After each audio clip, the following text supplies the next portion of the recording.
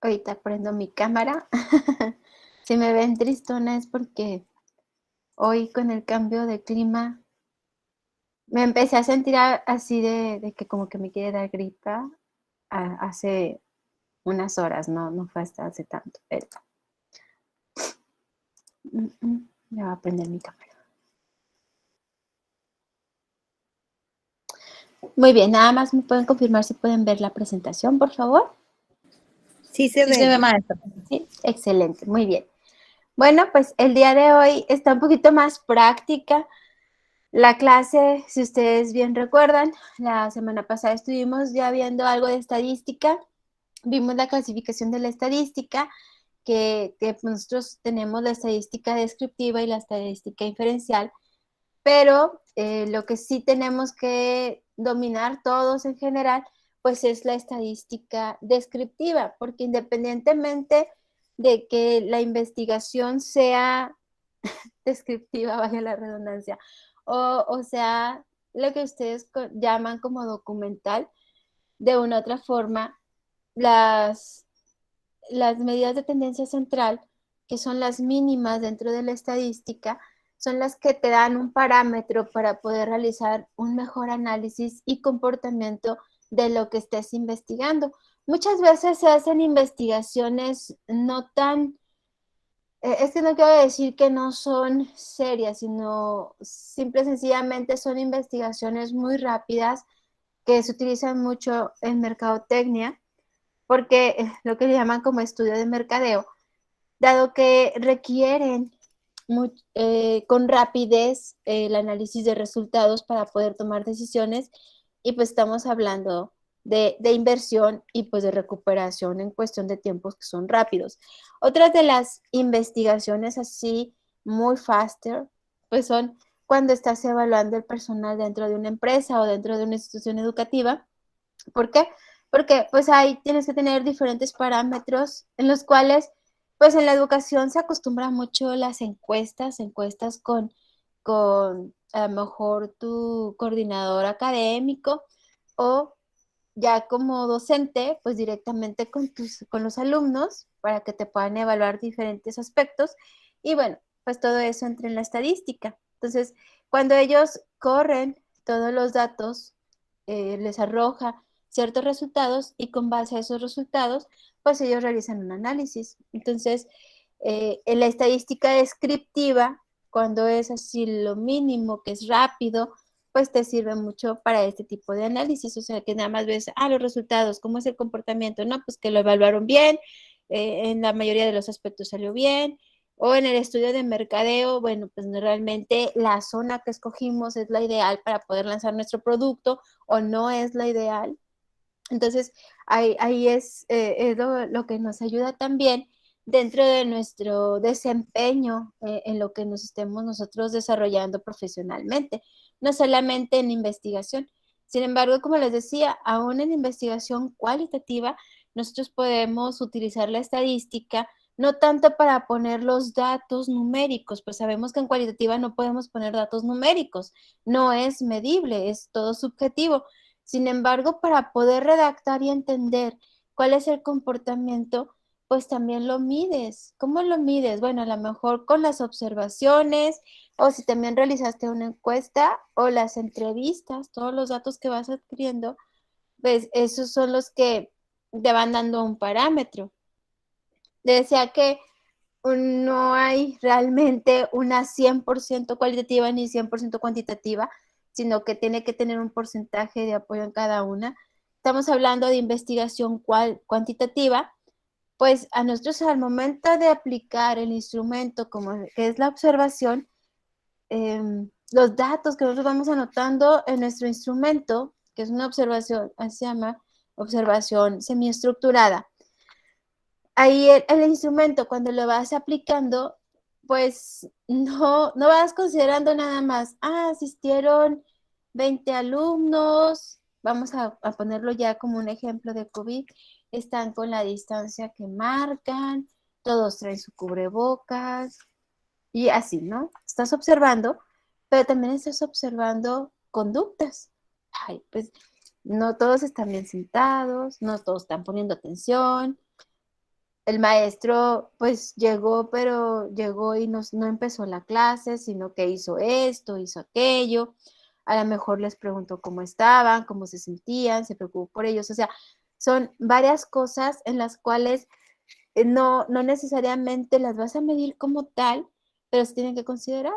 Y algunas de ellas pues son subjetivas. Entonces, aunque sea una investigación cuantitativa, pues en tus observaciones va a haber diferentes parámetros que a lo mejor no son tan medibles, pero que te van a ayudar al momento de estructurar todo tu resultado de análisis. ¿Ok?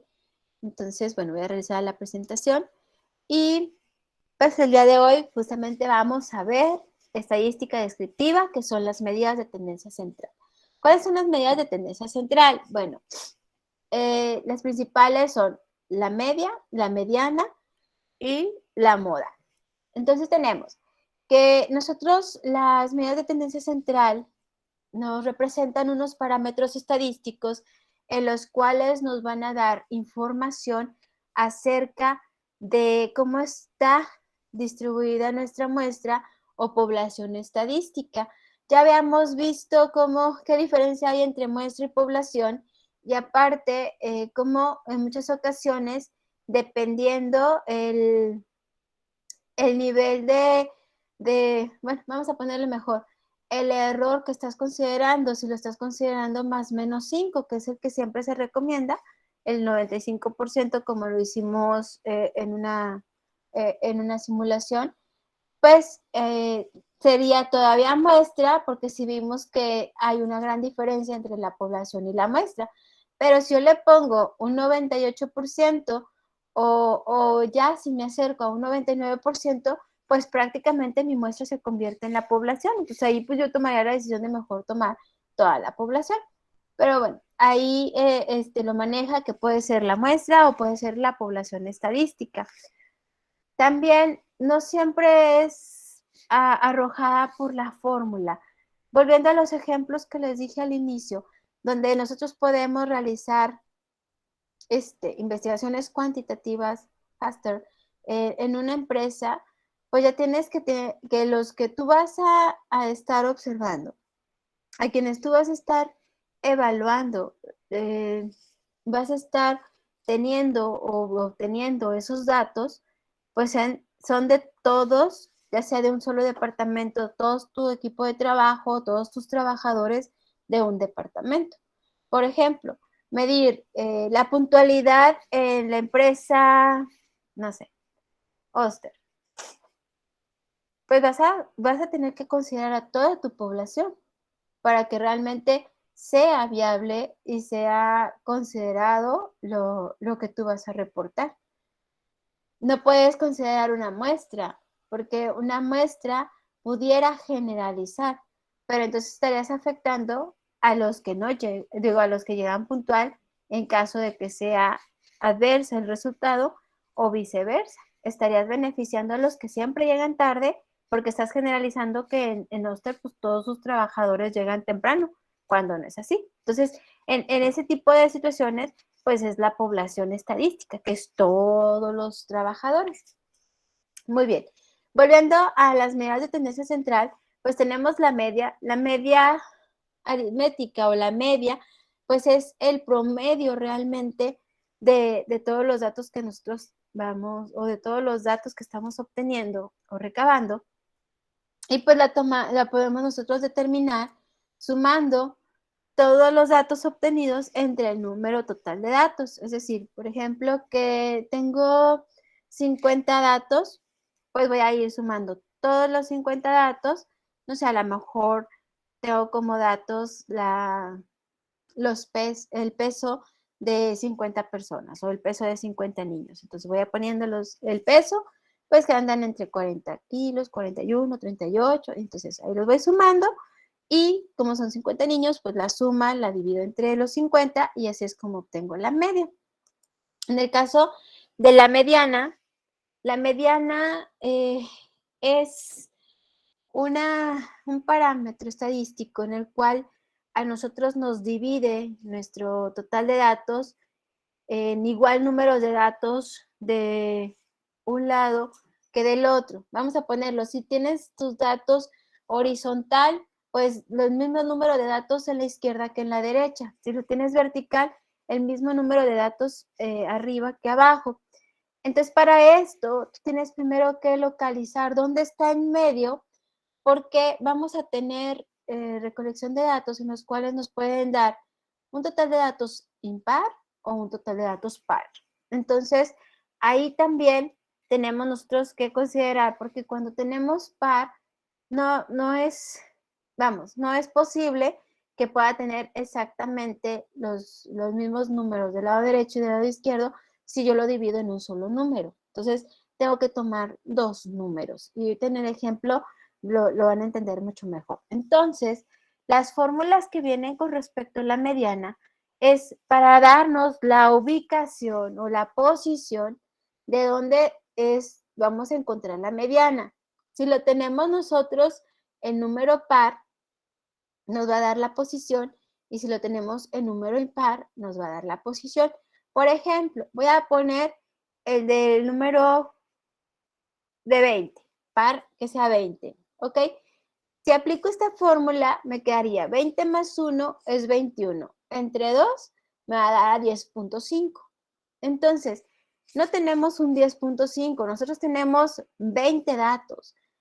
¿Qué nos está diciendo? Que entre el 10 y el 11 es donde está ubicada la mediana. Entonces, ahí tengo que sacar un promedio de esos dos valores, el valor que tenga en la posición 10 y el valor que tenga en la posición 11. Ahí saco promedio y ese sería el valor de la mediana.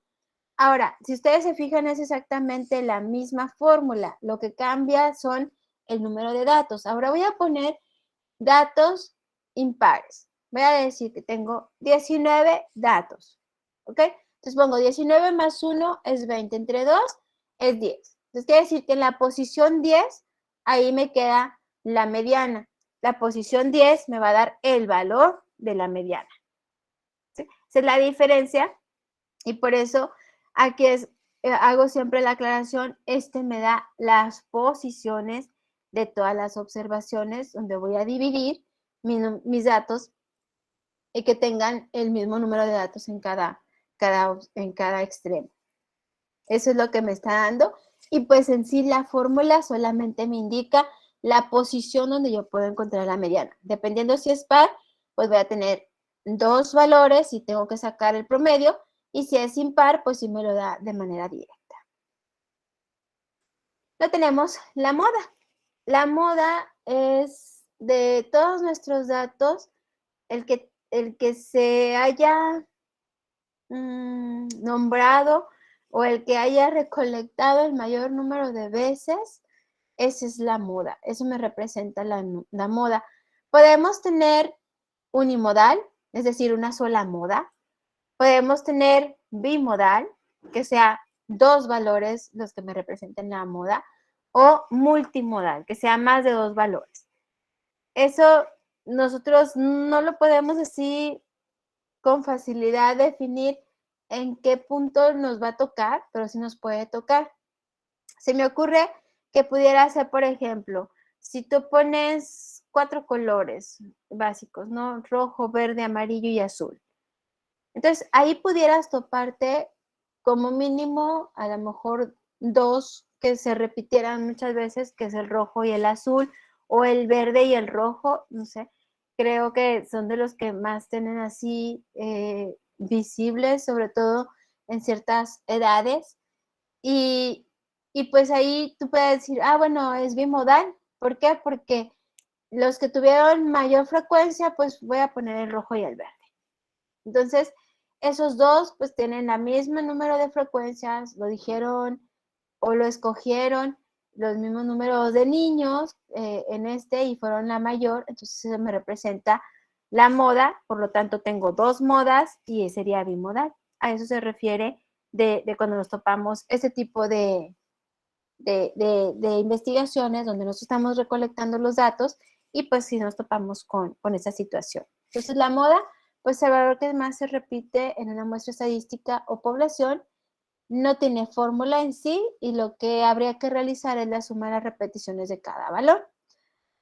Nosotros, para poder tener un gran parámetro, bueno, quería más bien manejar todo el panorama de acuerdo a los datos recolectados. Se utiliza una tabla de frecuencias en las cuales, pues, no deja de ser estadística una rama de las matemáticas donde tiene que checar y dar. Siempre decimos, es que voy a hacer esto y ¿qué ocurre? Que si no nos hace una diferencia. Maestro, es que si me dio punto 99 y es 1, no, es que te tiene que dar 1. No puede ser punto 99. En este no puede ser punto 99. Entonces, ahí es donde entra a veces el conflicto, pero pues la ventaja es que tenemos diferentes software. Excel es uno de los más tranquilos y fáciles y se puede utilizar en cualquier investigación. Muchos doctores pues se van que el SPSS o este, diferentes software en los cuales Python y así, pero en realidad muchos de esos software son, o sea, tienen costo, no son gratuitos y pues eso te puede generar, por ejemplo, el que no lo tengas contemplado o a lo mejor no lo veas como una inversión.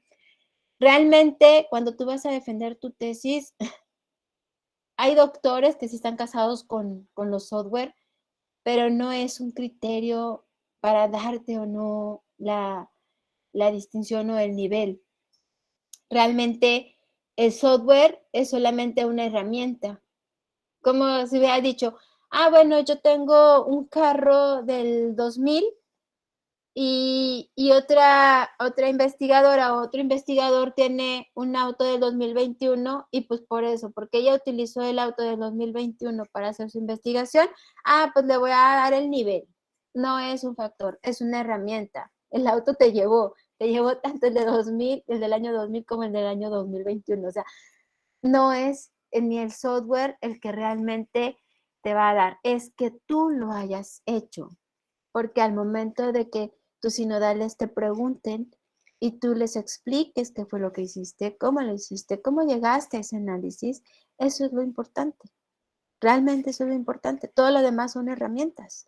Si lo hiciste con Excel o lo hiciste con otro software, mucho más caro porque pues tuviste las posibilidades y lo compraste, está bien. No es relevante. Lo relevante es que hayas interpretado, en el caso de las cualitativas, o que hayas realizado el análisis correctamente de lo que te está arrojando eh, esa recolección de datos y más que nada que esté sustentando o que esté más bien enfocado en tus variables. O sea, que no se te haya perdido una variable, que realmente embone tus instrumentos con lo que tú estabas investigando, que está representado por tus variables. Eso es lo que realmente importa. ¿Okay? Entonces, vámonos otra vez a la presentación. Y la tabla de frecuencia, pues es una facilidad el realizarla y te ayuda muchísimo, sobre todo cuando tienes pocos datos o tienes muchos datos. En realidad no es tan complicada hacerla cuando ya la entiendes cada columna y pues sí te va a ayudar porque como se va afirmando que lo llevas bien, pues entonces no hay tanto porcentaje de error. En esta tabla, como aquí lo menciona, pues son donde los datos estadísticos aparecen bien organizados, distribuidos según su frecuencia y pues según las veces que se repita en la muestra, pues es la que lo vas a hacer. Esta tabla pues es una herramienta que permite la realización de los gráficos o diagramas estadísticos de la forma más fácil. Acuérdense que pues todo lo tenemos que sustentar, entonces cubrimos casi siempre todo lo que es visual, lo reafirmamos por escrito, o sea, redactándolo, y las evidencias que podamos poner. No todas las evidencias las podemos poner, porque si no, entonces imagínense cómo quedaría su tesis, pero sí puedes poner algunas evidencias, ¿ok?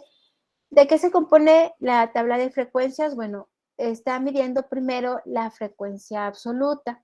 La frecuencia absoluta es el número de veces que un dato se repite dentro de un conjunto de datos. Empezamos determinando nuestras categorías o variables en cuestión de los datos que estamos recolectando, y de ahí se va derivando nuestra tabla. En la tabla se recomienda que no esté muy larga, es decir, si nosotros tenemos datos en los cuales casi no se repiten cada uno de lo que estás midiendo, pues ahí nosotros podemos utilizar intervalos. Es decir, supongamos que van a medir, bueno, que su muestra, ustedes van a empezar a organizar los datos con respecto a las preguntas que ustedes hicieron en una encuesta. Entonces, ustedes ponen, ok, realicé 50 encuestas, vamos a poner 50 encuestas. Pero, ¿qué es lo que estás midiendo? Bueno, las edades, como no pusiste un límite de edades, te lo contestaron desde el menor 10 años hasta el mayor de 80 años. Pues es un gran rango de 10 a 80 años. Pero así tienes marcada en todos tus datos de que así pero no vas a poner 10, 11, 12, 13, 14, 15, hasta 80. Imagínate cómo te va a quedar tu tabla de frecuencias. Entonces ahí utilizas intervalos, es decir, bueno, tengo 80, pues voy a poner de 10 en 10, de 10 a 20, de 21 a 30, de 31 a 40, de 41, y entonces ya haces una tabla con 8 espacios nada más, y dentro de los intervalos ahí vas contabilizando cuántas veces se repite en ese rango, ¿sí? Entonces, por eso es muy importante saber o ir definiendo qué es lo que tenemos como datos en la recolección. Ahora, si ustedes ya tienen bien definido y lo pusieron en su delimitación, que solamente va a ser para alumnos de quinto de primaria, pues basarse solamente en los alumnos de quinto de primaria, ¿sí? Muy bien, y luego, bueno, pues tenemos la frecuencia relativa. Tanto la frecuencia absoluta como la frecuencia relativa tienen su frecuencia acumulada, ¿ok?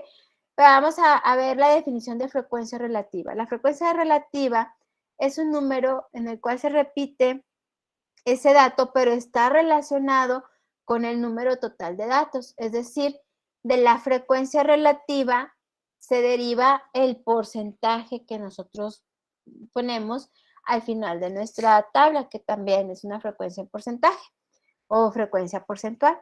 Entonces se representa con NI. La forma de representar no es tan relevante tampoco, porque hay autores que la ponen de una manera, hay autores que la ponen de otra. Yo les puedo poner la que se estandariza un poquito más. Sin embargo, lo importante es que se entienda considerando con su nombre frecuencia absoluta, frecuencia relativa, para poderlo establecer. Y bueno, pues aquí sí es muy importante este dato donde dice que el valor de la frecuencia relativa siempre va a estar entre 0 y 1. Es decir, no puede pasarse de la unidad, ni tampoco puede quedar menos de la unidad. Es lo que les decía. Me decían algunos alumnos, ay, maestro, es que me quedó punto 98. Algo está mal, porque no te puede quedar punto 98, te tiene que quedar 1. Entonces, y dicen, no, ¿cómo que no? Sí, así es. Y es aquí donde viene la suma de todas las frecuencias relativas de todos los datos de la muestra es igual a 1. No es punto 99, no es punto 98, no es 1.01, es 1 tal cual, ¿ok? Y en el caso de la frecuencia absoluta acumulada, también se va sumando y pues nos debe dar el total de números de datos. Si nosotros tenemos que el total de datos es de 50, pues la absoluta es lo que me debe de dar 50.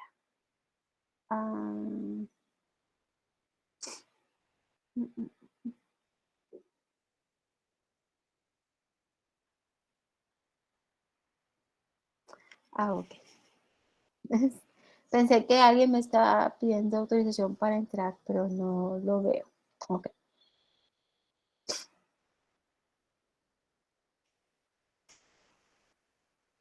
Ok, bueno, no sé si tengan alguna duda. Estoy viendo en el chat que están hablando sobre la fórmula de la mediana. Sí, maestra, no puede quedar en decimal porque en la fórmula viene que se le sume más 1. Y ya sobre ese número, como usted decía, si es 10 más 1, pues nos vamos a ir al valor 11 y sobre ese hacer el estudio de lo que está usted mencionando, de la mediana. Así es. Sí, les va a quedar un poquito más claro con un ejemplo que vamos a hacer en Excel, para que lo puedan ustedes como que aterrizar un poquito más. Dices, bueno, al menos a mí me lo facilita mucho más con un ejemplo que lo teórico. Pues tenemos que ver lo teórico. Y bueno, eso es lo importante de las frecuencias. Entonces, yo lo pongo en orden. Tengo frecuencia absoluta acumulada. O sea, pongo frecuencia absoluta acumulada.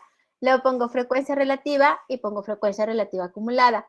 Así para mí es mucho más sencillo en la tabla llevar el orden y checar. Ok, la acumulada me dio los 50 datos que tenía, perfecto, puedo seguir avanzando. Pero si no me da 50, entonces ¿en dónde me equivoqué? Pues no puedo seguir avanzando. Entonces ahí me va como que confirmando que voy bien. Y bueno, pues la tabla de frecuencias también se puede analizar a la información por medio de la agrupación de datos, que es lo que yo les mencionaba, que es los intervalos de clase, o así se les conoce como intervalos de clase, que es el ejemplo que les puse de que teníamos el niño de 10 años y la persona adulta de 80, que sí es un gran rango y pues puede ocurrir. Entonces, teniendo nosotros esa situación, pues lo que se recomienda es que se utilicen intervalos. Entonces, la regla empírica que habitualmente se sigue para establecer cuántos intervalos debe tener la tabla de frecuencias está entre 6 y 15. O sea, yo les mencioné el de mínimo que era 6, no es cierto, me quedan 8, bueno, no recuerdo bien el ejemplo, pero si está entre 6 y 15, eso es lo recomendable. Ya irnos más de 15, en realidad ya no es tan sencillo porque ya no tienes toda la vista de la tabla. Entonces ahí se pierde. Al momento de hacer el análisis, vas a estar moviendo y todo eso, te puede ir o puede haber esas brechas en las ideas que vas cuando estás viendo cada una de las columnas de la tabla. Entonces, lo recomendable es que sea una tabla que no se exceda o que no tenga tantos renglones la tabla para que podamos tener todo el panorama y realizar el análisis correspondiente.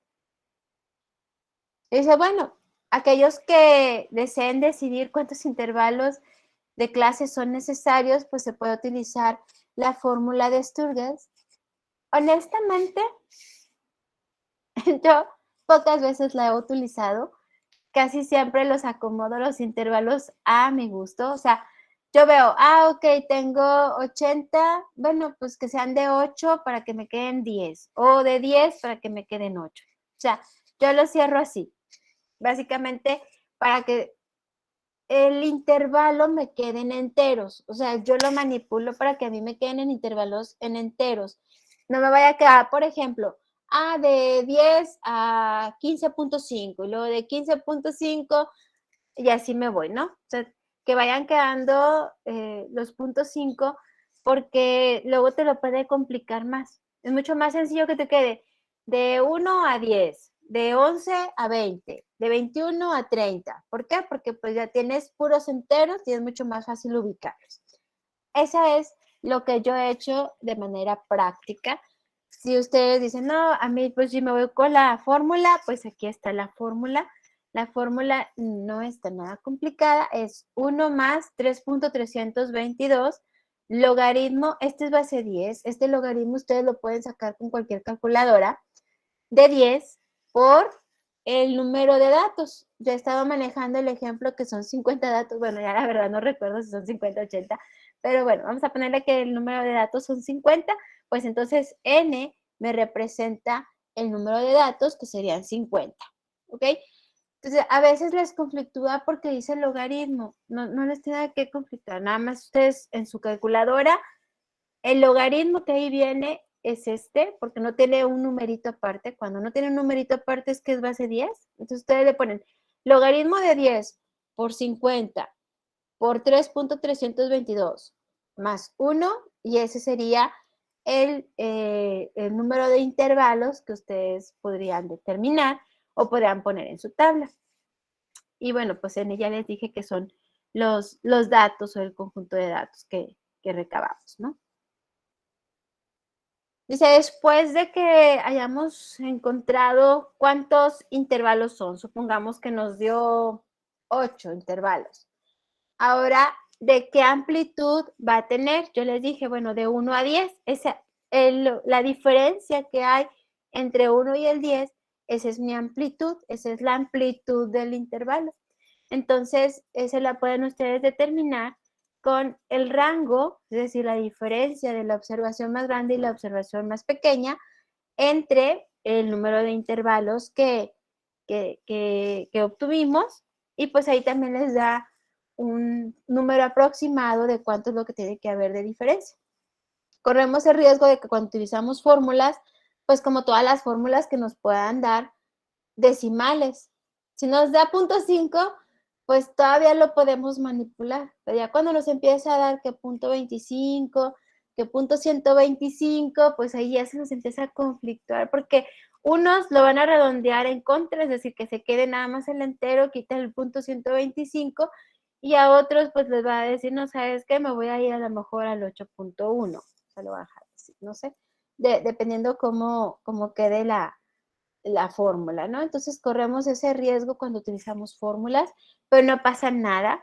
Al fin y al cabo, ustedes tienen que tener el total de datos, y la ventaja es que ustedes se pueden pasar. Supongamos que ustedes determinaron el número de intervalos y les dijo la fórmula que es 8 punto y algo, y ustedes decidieron que fueran 8. Ok. Pero al momento de sacar la amplitud, cuando ustedes aplicaron la amplitud redondeada, no les dio 8 intervalos, sino que se quedaron en 7, pero les falta 1 o 2 datos más. Pues te vas a los 8, y por eso el intervalo, aunque ocupes un intervalo donde no aparecen valores numéricos. La ventaja del intervalo es que como tiene esos valores en ese rango, pues no importa que se pasen de valores. Lo importante es que sí queden todos los valores de los datos que se recabaron o de las observaciones que se obtuvieron. Sí, eso sí es lo importante. Entonces ahí ustedes de todas maneras van a estar ajustando, ¿sí? Porque en fórmulas no siempre les van a dar todo exacto. Y bueno, aquí viene un ejemplo, que es el que vamos a hacer práctico, y nos están diciendo, bueno, en un estudio exploratorio sobre trastornos alimenticios en la Universidad XYZ, se entrevistó discretamente a 27 alumnas con síntomas de anorexia y se detectaron los siguientes signos. Y viene dieta severa, miedo a engordar, hiperactividad, uso de ropa holgada, dieta severa, o sea, están todos lo que contestaron, pero creo que falta una, porque no vienen las 27. A ver, sí. Déjenme pongo las otras porque si necesitamos saber cómo va a quedar cada una. Aquí por lo pronto, sí me gustaría, en lo que pongo lo que dijeron de manera general, que ustedes vayan detectando cuáles son las categorías para ir armando nuestra tabla de frecuencias. ¿Ok? Si no, porque nada más tengo 1, 2, 3, 4, 5, 6, 7, 8, 9, 10, 11. Tengo 11 datos. Si no, pues lo hacemos con esos 11 y pues modificamos aquí.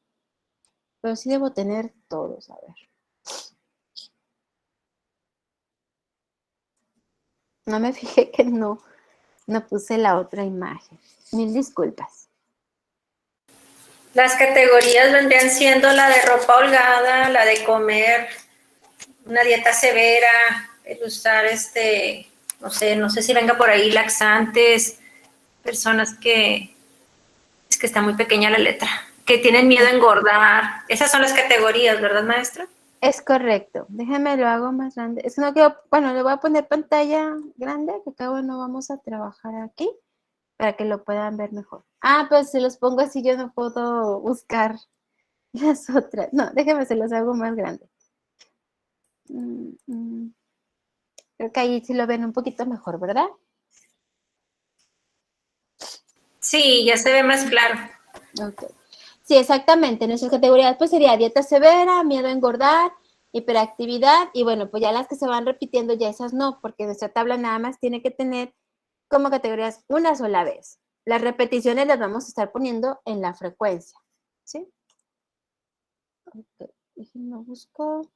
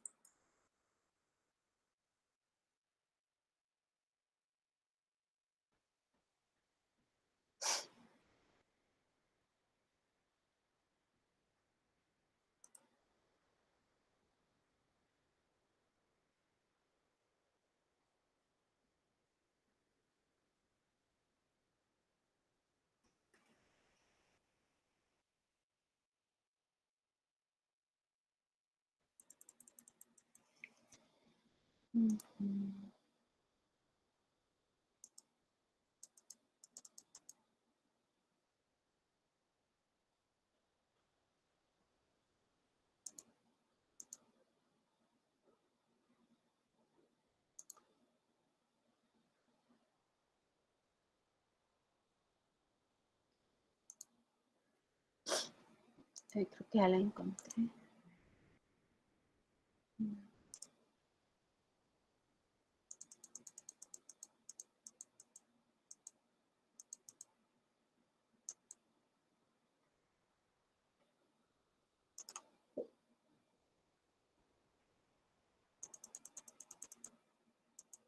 No sé qué.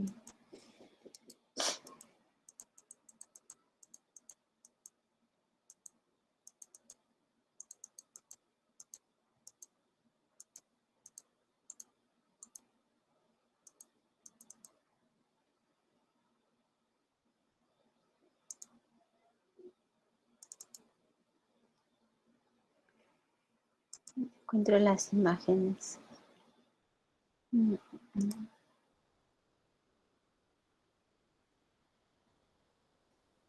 Ah, bueno, encontré el listado.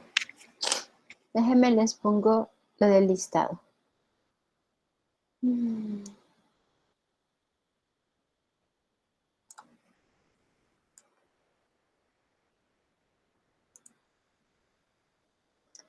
Debo, es que todo venía así tal cual de colores como lo puse, pero encontré el listado, lo voy a poner en blanco. Este es el listado de los 27 de lo que dijeron. Entonces, este mismo, así como se lo estoy mostrando aquí, lo vamos a poner en Excel. ¿Okay? Entonces, ahí ya deben de estar los 27 de qué fue lo que dijeron. Y nosotros lo que tenemos que hacer es ir viendo cuáles son nuestras categorías para ir armando nuestra tabla. ¿Okay? Déjenme, abro la que aquí les puse y les voy a presentar el Excel para irlo haciendo. Ojalá que alcancemos. Si no alcanzamos de tiempo, pues lo retomamos la próxima semana.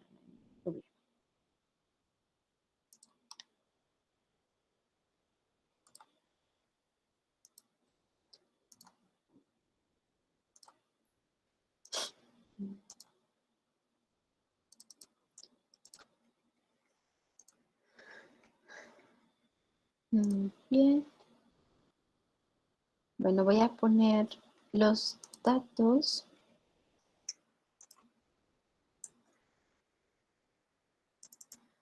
Que nos dieron. Y si ustedes alcanzan a ver aquí por debajo de nuestra hoja de cálculo, ahí están los 27 datos. ¿Ok? Aquí voy a poner categoría. Ahorita filtrar y ver cuáles son las que quedan, ya que Excel pues nos da esa facilidad, ¿no? Entonces,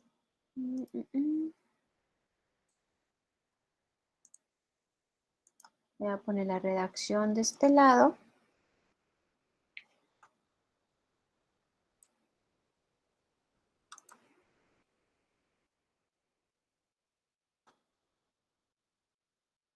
¿Por qué? Porque con la redacción nosotros al momento de ya realizar nuestra tabla es donde vamos a interpretar qué son los datos que me dieron. Ay, no me lo copié.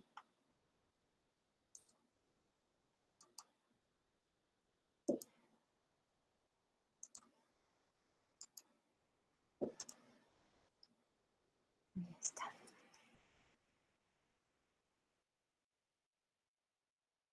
Bueno, ahorita lo pongo para que quede centradito y todo. Primero vamos a poner, ¿qué es lo que tiene que tener nuestra tabla? Bueno, en nuestra tabla tiene que tener dentro de nuestro encabezado, si aquí nos están diciendo de trastornos alimenticios, pues podemos poner síntomas o signos visibles, dado que nos están diciendo son los siguientes signos. Entonces vamos a ponerle signo visible, ¿ok?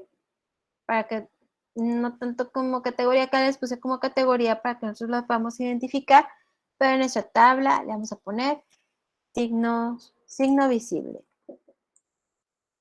Entonces, si ese es nuestro signo visible, ¿cuáles serían? Entonces voy a poner filtro para poder ver. Ahí no lo tengo que filtrar, aquí me los pone de manera directa. Voy a regresarme nada más para ver si lo están viendo. Cuando abro pestañas ustedes no lo ven, ¿verdad? ¿O si lo están viendo? Solo se ve la tabla de Excel donde está arriba el filtro, donde dice categoría. Ajá. Es lo que estamos viendo. Pero la pestaña de filtro no la ven. O sea, donde ustedes pueden ver. No se ve el filtro, el despliegue del directorio del filtro no se ve. Ok, déjenme tomo imagen, la pego ahí mismo para que la puedan ver y luego ya la quito. Sí, déjenme, no me regreso. Ay.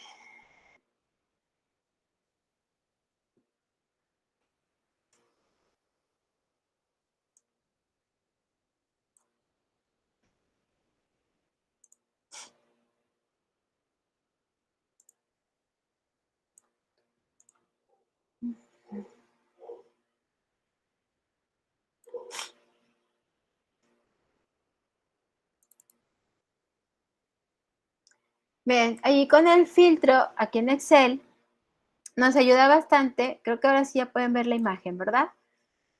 Sí, ya se puede ver. Entonces ya nos ahorran el estar viendo cada una, que si me equivoco, no, ya con el filtro, pues ya tengo aquí los signos visibles o lo que voy a utilizar como signo visible, porque la ventaja de filtro es que te pone nada más una sola vez de cada uno diferente, no te pone repetidos. Entonces ahí nosotros podemos aprovechar eso. Entonces realmente nuestro signo visible sería dieta severa. Tenemos hiperactividad, miedo a engordar, uso de laxantes. Alguien lo había dicho, ¿verdad? Y uso de ropa holgada. Ahí está. Entonces ya tenemos ahí nuestro signo visible. Ahorita le doy un poquito más de formato para que se pueda diferenciar. Y bueno, pues voy a quitar nada más les quería mostrar que si es posible que nosotros lo podamos hacer así. Lo voy a poner así. Este sí lo voy a poner centrado. Y bueno, ¿qué es lo que sigue para que nosotros podamos continuar con nuestra tabla? Pues tenemos que ir poniendo la frecuencia absoluta. Si ustedes recuerdan, la frecuencia absoluta nos representa a nosotros el número de repeticiones o número de veces que aparece cada una de nuestras categorías, bueno, en este caso nuestros signos visibles, para que lo podamos nosotros contabilizar. Entonces, ver si me lo pone. Entonces voy a poner frecuencia absoluta.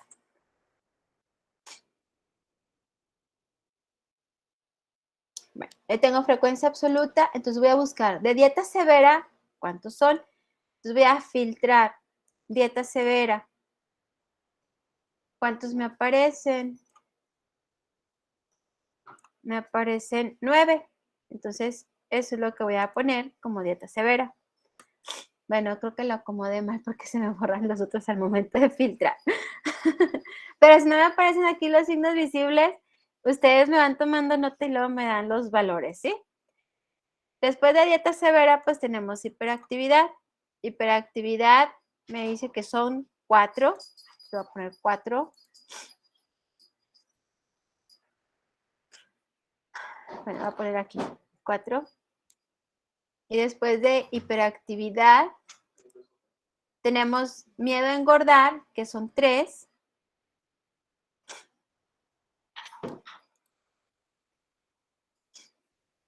Nos damos a uso de laxante, que son 5.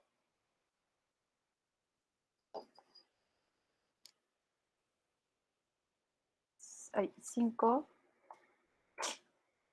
Y por último, uso de ropa holgada. Son 2, 4, son 6. Entonces, bueno, voy a quitar filtro para que ya me aparezcan todas. Y bueno, es 4, 3, 5, 6. 4, 3, 5, 6.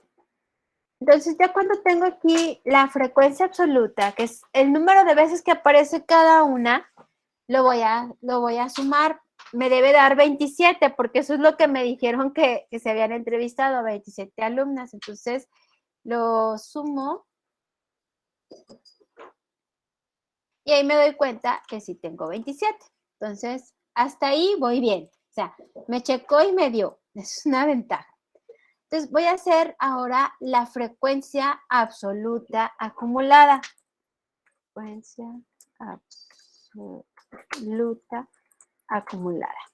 ¿En qué consiste la frecuencia absoluta acumulada? Bueno, consiste en ir sumando, como su nombre lo dice, la acumulación de cada uno de nuestras categorías. Entonces, en este caso, bueno, voy a empezar con el 9. Y 9 más 4, o sea, lo tienes que ir sumando cada uno. Puedes poner desde aquí la sumatoria, o bien puedes empezar con ese y sumar el que sigue y arrastrar. Todo depende de cómo ustedes lo tengan en cuestión de práctica.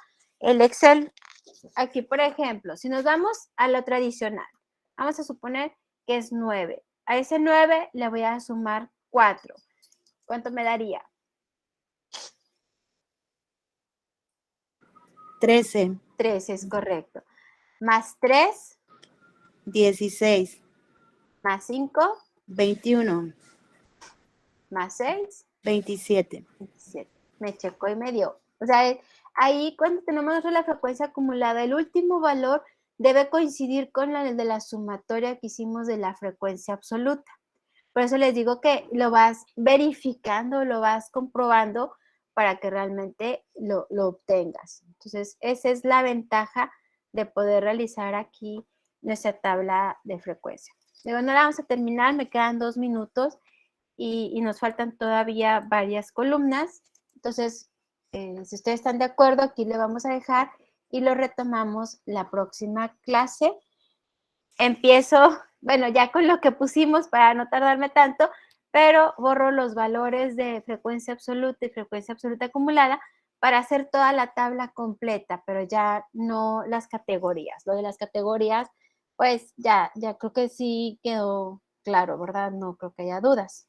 O no sé si hay dudas, con toda confianza me pueden decir. Sí, está claro, maestra. Sí, ¿verdad? Entonces, para poder terminar lo que corresponde a la tabla de frecuencias, y ahí mismo determinamos las medidas de tendencia central, que es... Ok, no, maestra, sí está claro. Ok, perfecto. Lo que corresponde a la media, mediana y moda. ¿Dudas, chicos?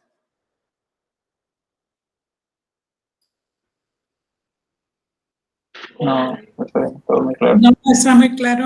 Todo muy bien. Bueno, está muy bien que vayamos muy bien. Bueno, pues si no hay ninguna duda, pues un gusto como siempre estar con ustedes esta sesión. Nos vemos la próxima semana. Cuídense mucho. Mañana, bueno, ya está haciendo mucho frío, pero mañana va a estar peor, así que cuídense mucho. No les pase como me pasó a mí. Comparto mi experiencia. Cuídese, maestra. Gracias, hasta luego. Muchas Disculpa, gracias. maestra, ¿podrá bajar Gracias. tantito para ver los últimos 3 datos? Claro que sí. Déjame lo bajo. Ahí lo que me estabas poniendo que nada más veías 24, ¿verdad? Ah, bueno, ahí creo que se ve toda la tabla. Si me confirmas si la puedes ver toda la tabla. Creo que sí. Sí, maestra, gracias. No, al contrario, a ti. Gracias, maestra. Cuídese mucho. Gracias igualmente. Buenas noches, cenan rico. Muchas gracias, que tenga bonita noche. Hasta la Gracias próxima semana. igualmente. Primero Dios. Gracias, maestra, que cuídense. se recupere pronto, que esté muy bien. Muchas gracias, Berenice. Hasta luego, buenas noches.